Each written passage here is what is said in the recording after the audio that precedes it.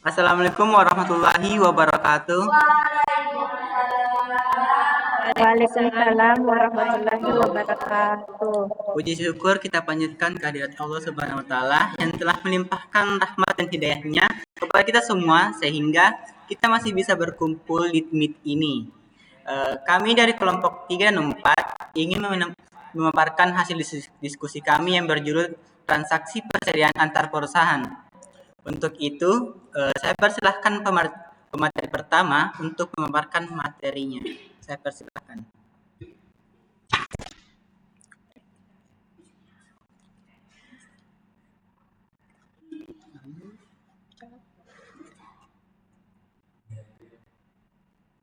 Baik, terima kasih atas kesempatan yang telah diberikan. Sebelumnya, perkenalkan saya Diari.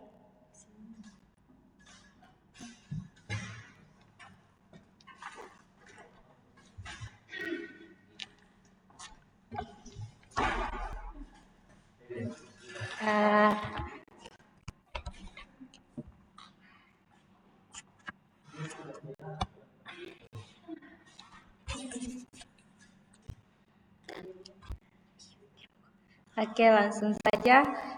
Untuk materi pertama itu ada jenis dan pola transfer persediaan antar perusahaan, di mana transaksi persediaan antar perusahaan dapat terjadi dalam beberapa bentuk, tergantung bagaimana persediaan tersebut dipindahkan, nilai yang digunakan, dan kondisi perusahaan yang terlibat.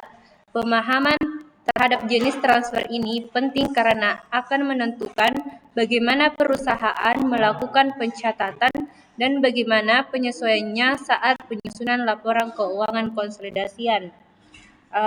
Di sini ada beberapa poin yang harus kita ketahui. Yang pertama itu transfer pada biaya perolehan. Dalam beberapa situasi, persediaan dipindahkan antar perusahaan yang masih berelasi dengan harga sebesar biaya perolehan atau nilai bukunya. Jika transaksi antar perusahaan tersebut tidak menimbulkan laba atau rugi, maka tidak ada penyesuaian yang perlu dibuat pada laporan posisi keuangan konsolidasian di akhir periode. Namun, jika penjualan antar perusahaan menghasilkan laba atau rugi, maka diperlukan jurnal eliminasi untuk meniadakan pendapatan penjualan dan beban pokok penjualan yang timbul dari transaksi internal tersebut. Selanjutnya, transfer dengan keuntungan atau kerugian. Setiap perusahaan dapat menggunakan metode yang berbeda dalam menentukan harga transfer untuk transaksi antar perusahaan. Ada perusahaan yang menjual barang ke afiliasinya dengan harga yang sama seperti kepada pelanggan eksternal. Ada juga yang secara konsisten menambahkan persentase tertentu di atas biaya perolehan saat mentransfer persediaan ke afiliasi. Selanjutnya, biaya-biaya terkait transfer dan penyesuaian nilai persediaan.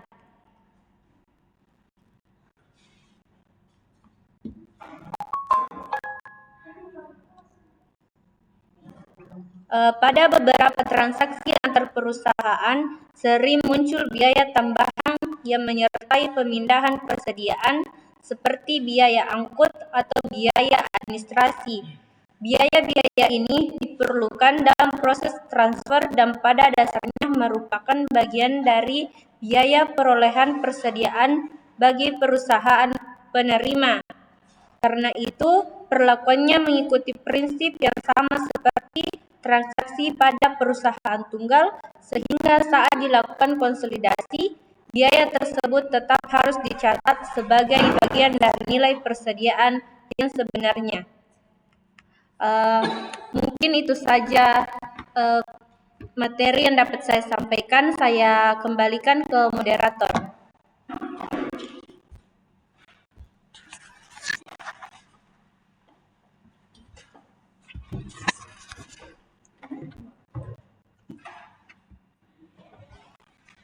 Baik, terima kasih pemateri pertama. Selanjutnya saya serahkan ke pemateri kedua untuk memaparkan materinya.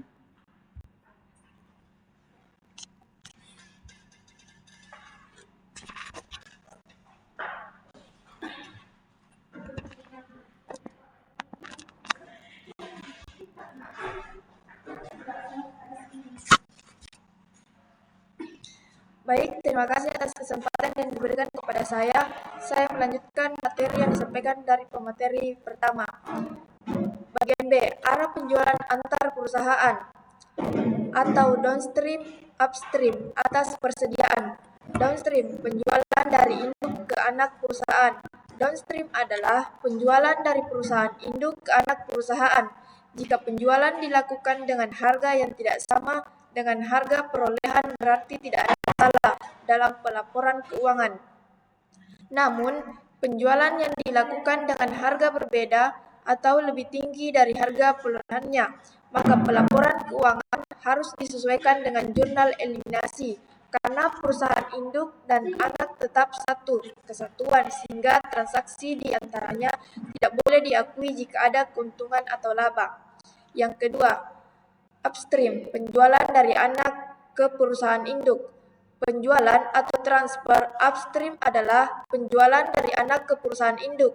Penjualan upstream yang dilakukan oleh anak perusahaan kepada induk perusahaan akan meningkatkan penjualan, harga pokok penjualan, atau cara hitung harga pokok penjualan dan laba kotor anak perusahaan, tetapi tidak memengaruhi laba operasi induk sampai barang dagang dijual kembali kepada entitas lain.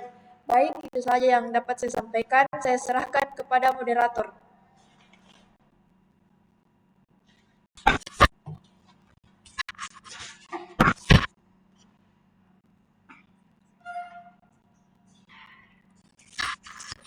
Baik, itulah tadi pemaparan dari pemateri kedua. Selanjutnya saya serahkan ke pemateri ketiga untuk memaparkan hasil penjelasan materinya. Baik, saya akan melanjutkan materi selanjutnya, yaitu C. Metode pencatatan transaksi persediaan antar perusahaan. Metode ekuitas disesuaikan penuh. Dalam metode ekuitas yang disesuaikan penuh, pencatatan di buku PT Induk dan jurnal eliminasi pada kertas kerja konsolidasi sebenarnya mengikuti alur yang sama seperti metode ekuitas dasar. Perbedaannya hanya muncul ketika terdapat laba antar perusahaan yang belum direalisasi. Pada metode ini, perusahaan induk harus mengurangi pendapatan investasinya serta nilai akun investasi bagian laba ketika tidak terrealisasi yang timbul pada tahun berjalan.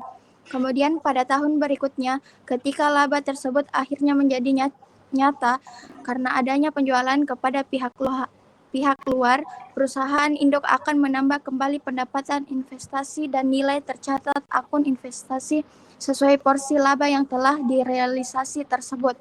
Itu saja yang bisa saya sampaikan. Saya kembalikan kepada moderator. Baik, terima kasih ke materi ketiga.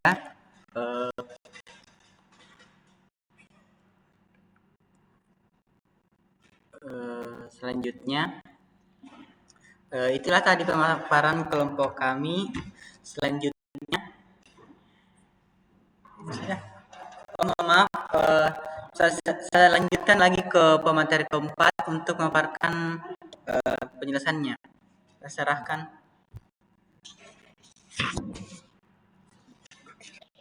Baiklah, materi selanjutnya itu metode biaya.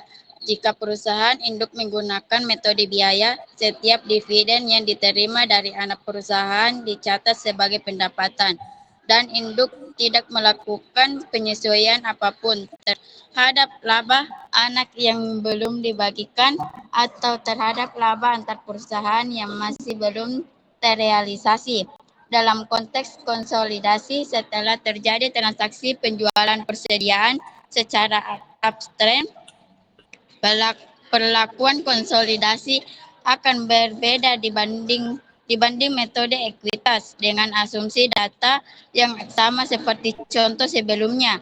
Induk tetap mencatat investasi pada anak perusahaan sebesar biaya perolehannya tanpa memperhitungkan perubahan laba anak perusahaan selama periode tersebut.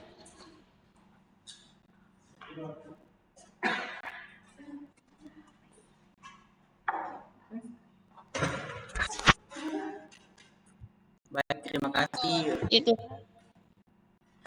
Baik, terima kasih untuk materi keempat. Itulah tadi pemaparan hasil kelompok kami. Eh, dari teman-teman, jika ada yang ingin ditanyakan dari materi tadi, jika ada yang ditanyakan, saya persilahkan.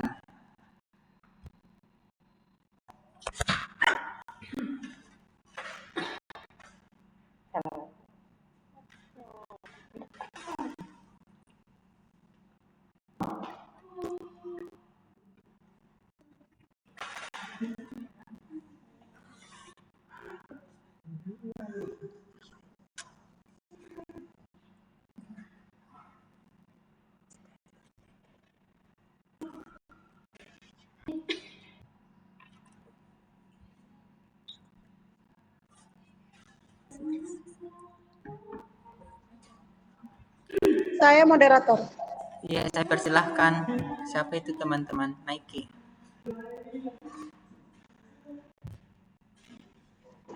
Baik, sebelumnya terima kasih kepada moderator atas kesempatannya. Izin bertanya tentang pemateri kedua tadi, yaitu mengapa laba yang belum direalisasikan sepenuhnya didistribusikan ke kepentingan non pengendali atau NCI. Dan ketika NCI memiliki kontrol substansial atas keputusan operasional anak perusahaan.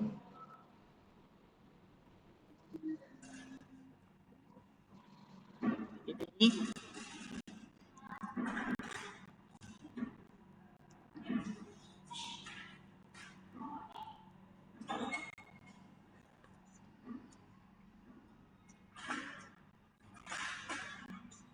ada tambahannya? Itu jadi pertanyaan tak?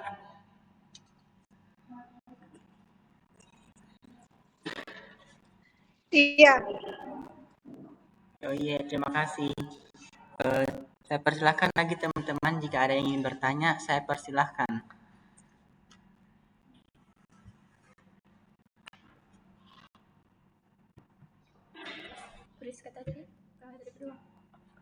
Baik, jika tidak ada, saya persilahkan pemateri untuk menjawab pertanyaan dari saudari Carmila. Saya persilahkan.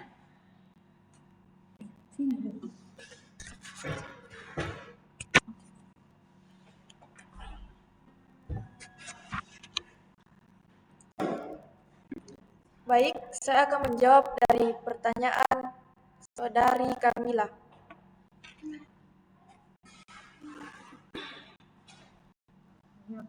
Mengapa laba yang belum direalisasi sepenuhnya didistribusikan kepentingan non-pengendali ketika NCI memiliki kontrol substansial atas keputusan operasional anak perusahaan? Dalam transaksi hilir atau downstream, laba yang belum direalisasi tidak didistribusikan ke NCI, meskipun NCI memiliki kontrol substansial atas keputusan operasional anak perusahaan. Laba tersebut sepenuhnya menjadi milik kepentingan pengendali atau induk, karena laba berasal dari induk, bukan dari anak perusahaan. Baik, itu saja yang dapat saya sampaikan. Saya serahkan kepada moderator.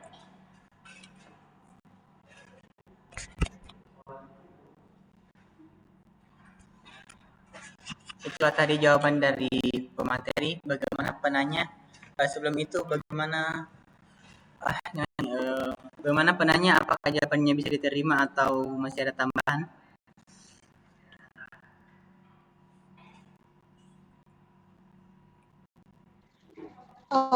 Baik, terima kasih atas jawabannya. Oh iya, terima kasih. Baik, selanjutnya kita akan masuk ke contoh soal. Untuk itu, Saya persilahkan pemateri untuk memaparkan contoh soalnya. Ya, sih.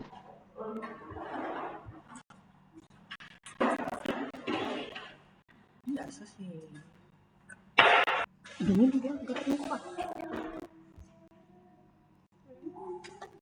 Baik, terima kasih atas kesempatannya. Di sini saya akan menjelaskan contoh soal mengenai penjualan antar perusahaan. Soalnya itu, di sini PT Harakat membeli 70% saham berhak suara PT Seruni tanggal 18 Mei 2021. Pada nilai bukunya, kedua perusahaan melaporkan data berikut sehubung dengan penjualan antar perusahaan tahun 2024 dan tahun 2025. Dapat dilihat di sini pada tabelnya. Nah, PT Harakat melaporkan laba operasi tidak termasuk pendapatan dari investasi pada PT Seruni masing-masing sebesar 160 juta dan 220 juta untuk tahun 2024 dan tahun 2025. PT Seruni juga melaporkan laba bersih masing-masing sebesar 90% dan 90 juta dan 85 juta untuk tahun 2024 dan tahun 2025. Soalnya kita diminta untuk yang pertama menghitung laba konsolidasi tahun 2024. Yang kedua, menghitung saldo persediaan yang dilaporkan dalam laporan posisi keuangan konsolidasian pada tanggal 31 Desember 2025 berdasarkan transaksi yang dijelaskan di atas. Yang ketiga, berapakah jumlah yang dimasukkan dalam beban pokok penjualan untuk tahun 2025 sehubungan dengan transaksi yang dijelaskan di atas. Yang terakhir, hitung laba bersih konsolidasi tahun 2025. Nah, tapi sebelum masuk ke penyelesaiannya, terlebih dahulu kita akan mencari transaksi tahun 2024 dan 2025. Nah, untuk tahun 2024 di sini itu terjadi upstream atau transaksi dari anak ke induk perusahaan. Nah, cara menghitungnya yaitu kita masukkan terlebih dahulu harga jual ke kita ambil dari harga jual PT Harakat senilai 180 juta. Untuk harga beli PT Seruni kita ambil senilai 120 juta.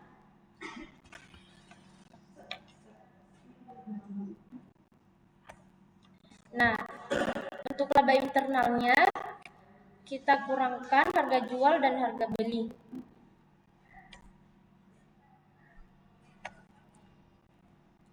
Untuk persediaan akhirnya kita ambil daripada akhir periode senilai 45 juta.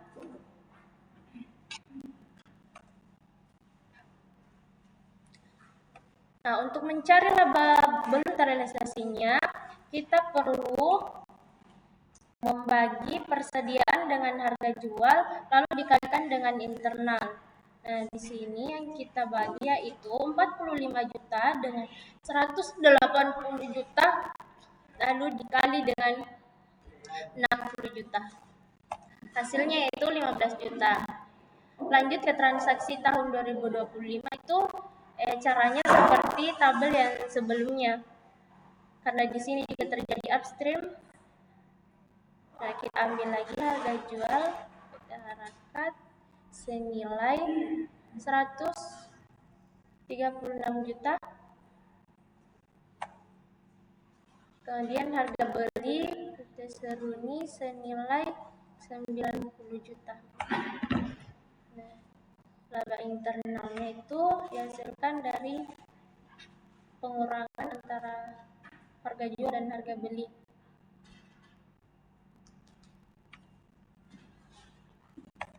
Hasilnya senilai 46 juta. Untuk persediaan akhir senilai 30 juta.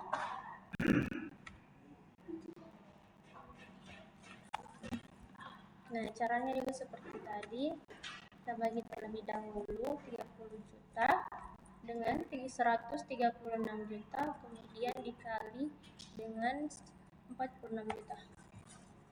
Nah, di sini untuk transaksi tahun 2025 lagi, di sini ada perbedaan. Di sini terjadi downstream atau bisa disebut transaksi dari induk perusahaan ke anak perusahaan.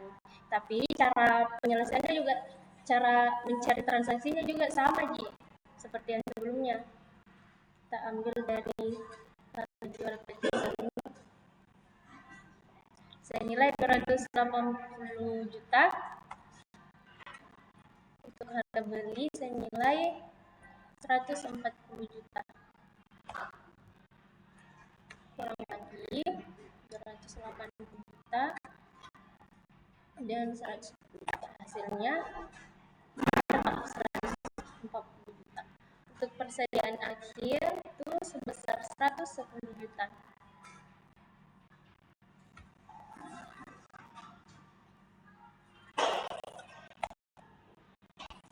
Nah, benar-benar juga sama kayak tadi, dibagi dengan 280 juta kemudian dikali dengan 140 juta. Hasil akhirnya itu sebesar 55 juta.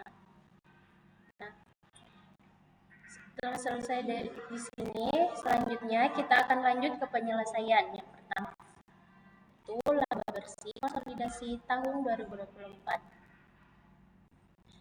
Nah, di sini laba PT Harkat tahun 2024 kita ambil dari soal senilai 160 juta.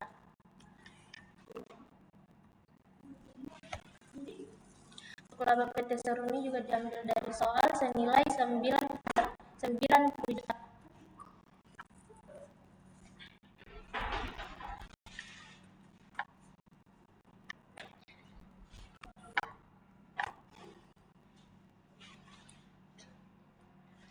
Untuk total sebelum edisinya kita ambil dari laba belum terrealisasi tahun 2020 senilai 15 juta.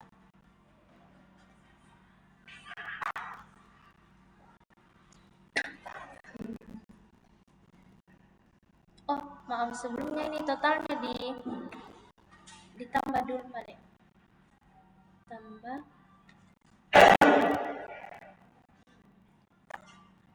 hasilnya 250 juta. Dilanjut ke laba belum terrealisasi itu senilai 15 juta.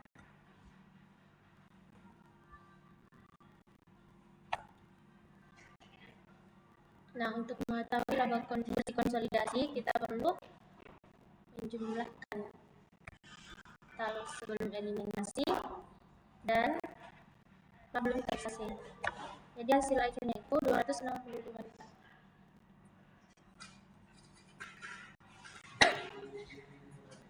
Lanjut ke yang kedua, yaitu saldo persediaan konsolidasi per 31 Desember 2025. Kita ambil persediaan akhir periode senilai 30 juta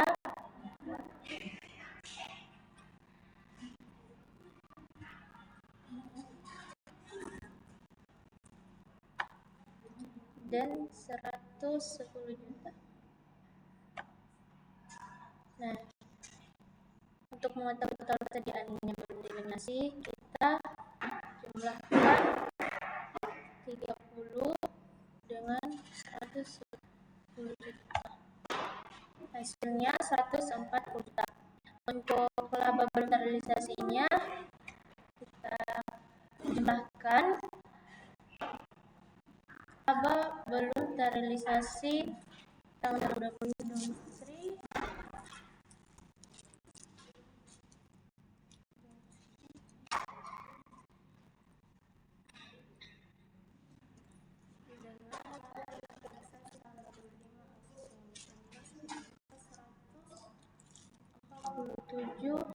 Rp39.000.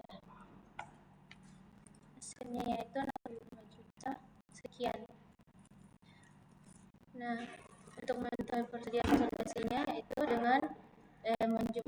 mengurangkan 140 juta dengan 60 juta. Hasilnya 70 juta sekian. Nah, selanjutnya kita beralih ke bagian ketiga, yaitu beban pokok penjualan konsolidasi tahun 2025. Faktor realisasinya kita ambil dari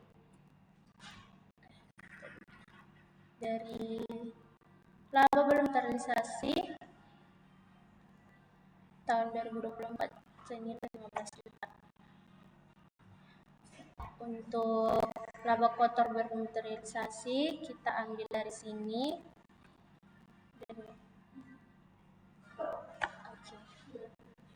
Nah, untuk mengetahui totalnya kita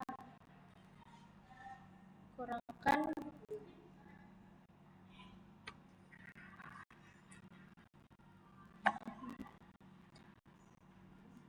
jadi totalnya di sini minus ya, karena beban pokok penjualan menjadi minus karena sebagian laba dari penjualan alat perusahaan masih tertahan dalam persediaan dan belum direalisasi ke pihak luar, sehingga dieliminasi dengan cara mengurangi BPP konsolidasi. Untuk yang terakhir, kita bicara laba konsolidasi tahun 2025. Kita ambil dari soal senilai 220 juta.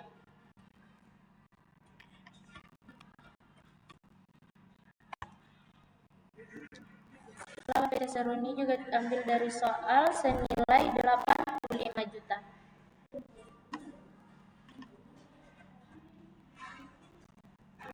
Nah, untuk mengetahuinya kita jumlahkan 220 juta dengan 85 juta. Hasilnya 305 juta. Untuk penyelesaian BPP konsolidasinya kita ambil total penyelesaian BPP-nya di sini dari beban pokok penjualan senilai 50 juta sekian. Nah, untuk hasil akhirnya itu kita kurangkan total gabungan dengan penyesuaian BPP konsolidasian. Jadi hasil akhirnya itu 355 juta sekian. Nah, itu saja yang dapat saya sampaikan. Saya kembalikan ke moderator.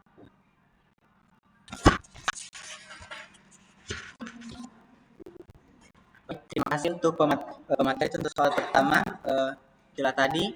Selanjutnya saya persilahkan Susi untuk memaparkan contoh soalnya yang kedua.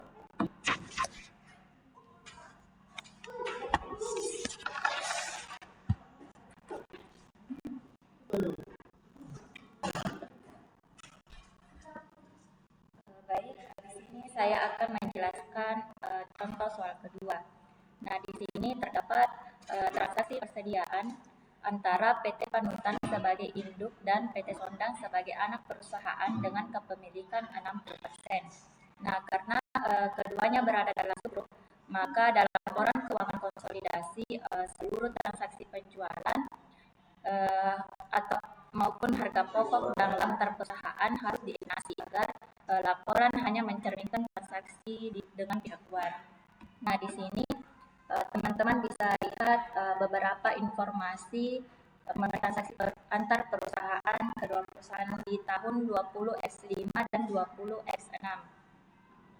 Nah, untuk yang pertama itu kita menghitung laba yang belum terrealisasi di tahun 20X5.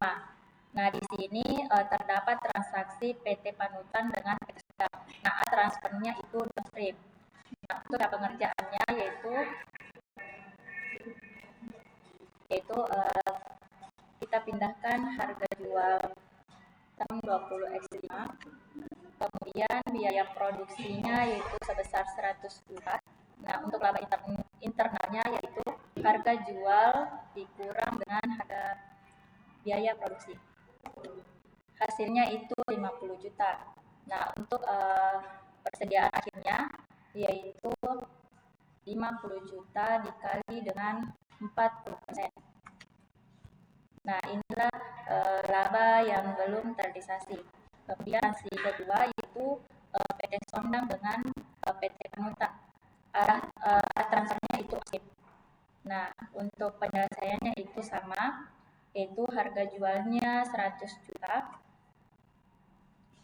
biaya produksinya itu 70 juta. Nah, untuk laba internalnya, harga jual dikurang dengan biaya produksi. Hasilnya itu 30 juta. Nah, untuk persediaan akhirnya, laba internal dikalikan dengan 50%. Kemudian lanjut di transaksi tahun 20X6.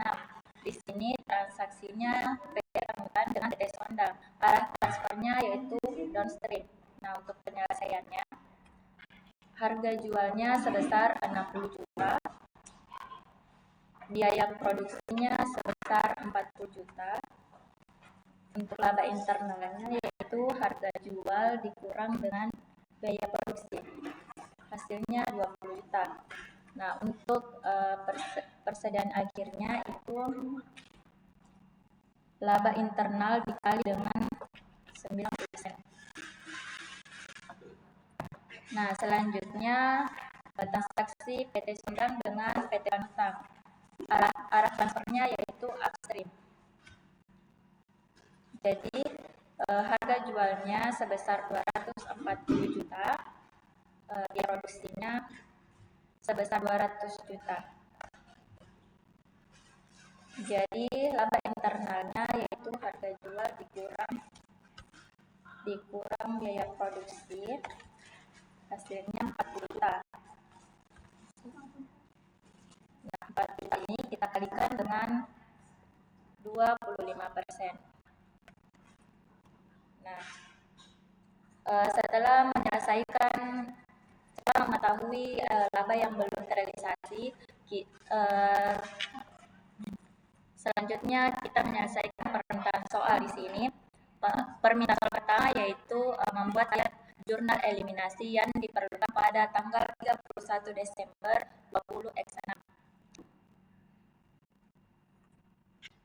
Untuk eliminasi pertama yaitu di sini terdapat eliminasi penjualan antara perusahaan tahun 20X6. Nah,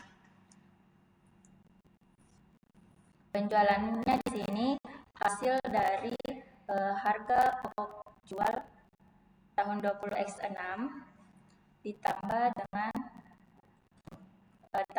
240 juta. Hasilnya itu 300 juta.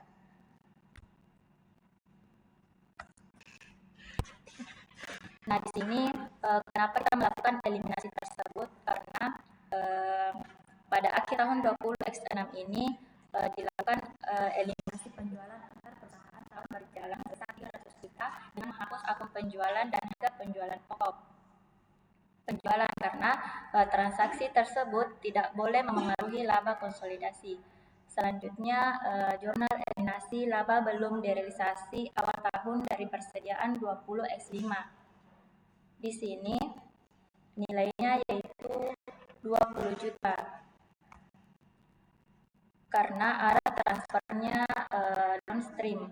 Jadi labanya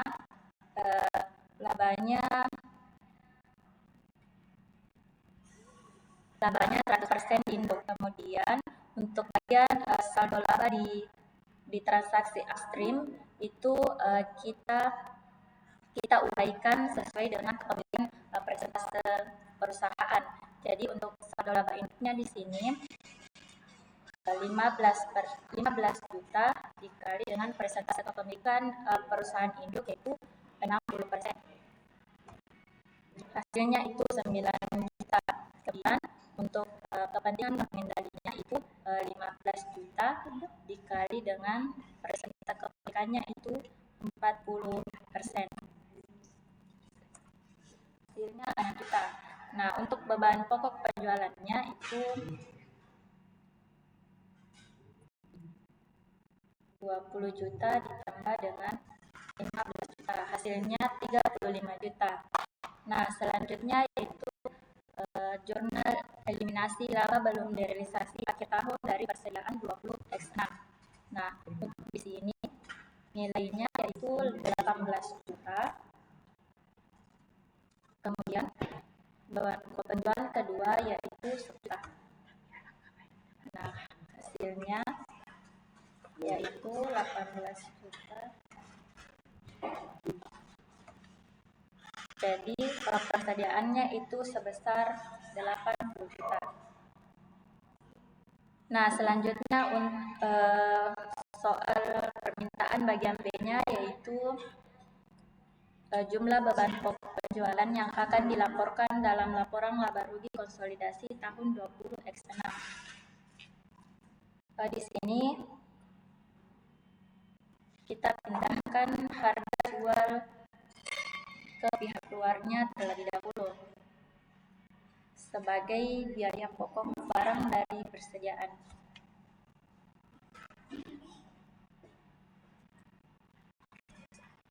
Biaya produksi. Kita pindahkan biaya produksinya terlebih dahulu.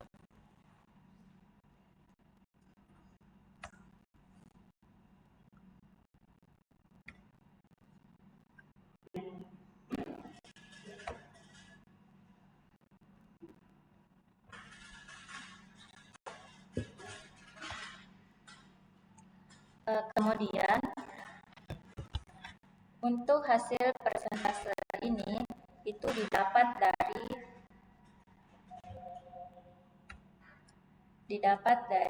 100% dikurang dengan laba yang belum persentase laba yang belum terrealisasi.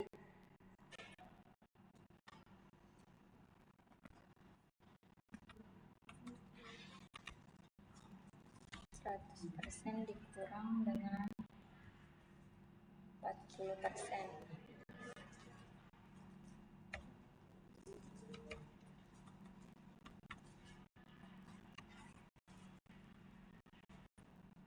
Dikurang dengan 50%.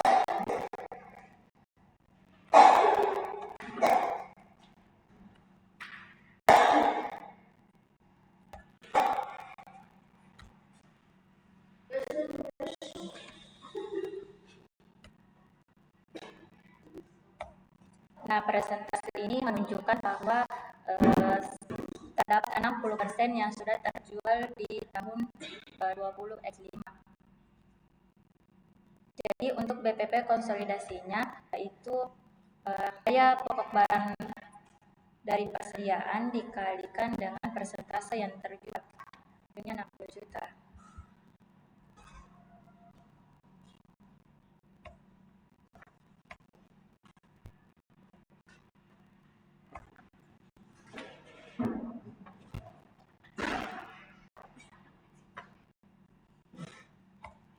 Nah, untuk mengetahui beban pokok konsolidasi 20x6 itu kita langsung menjumlahkan konsolidasi gabungannya.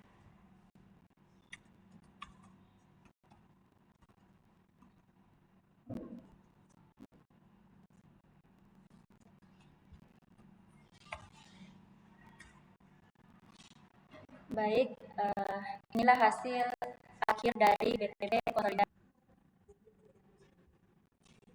Baik, itulah tadi pemaparan 2 contoh soal tadi. Bagaimana teman-teman jika ada yang tidak dipahami, bisa saya persilahkan untuk ditanyakan jika tidak dipahami dari 2 contoh soal tadi. Saya persilahkan.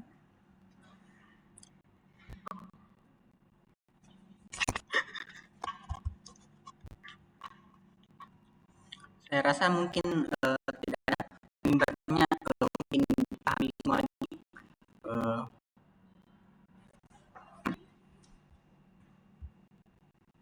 Mungkin itu saja yang kami jelaskan dari materi dan contoh soal. Tentu saya paparkan kesimpulannya yaitu transaksi persediaan antar perusahaan dalam kelompok usaha harus dianalisis dengan cermat karena dapat menimbulkan laba atau rugi yang belum terrealisasi. Setiap bentuk transfer, baik pada biaya perolehan maupun dengan keuntungan memengaruhi penilaian persediaan dan penyajian laporan keuangan konsolidasi. Arah penjualan, baik downstream maupun upstream, juga menentukan bagaimana laba internal dieliminasi, serta bagaimana dampaknya dibagi antara induk dan kepentingan non-pengendali. Mungkin itu saja yang kami dapat paparkan. Saya ucapkan terima kasih kepada teman-teman atas atensinya. Akhir kalam, nun wal kolami wa maisturun, billahi haq fastabilul khairat. Wassalamualaikum warahmatullahi wabarakatuh.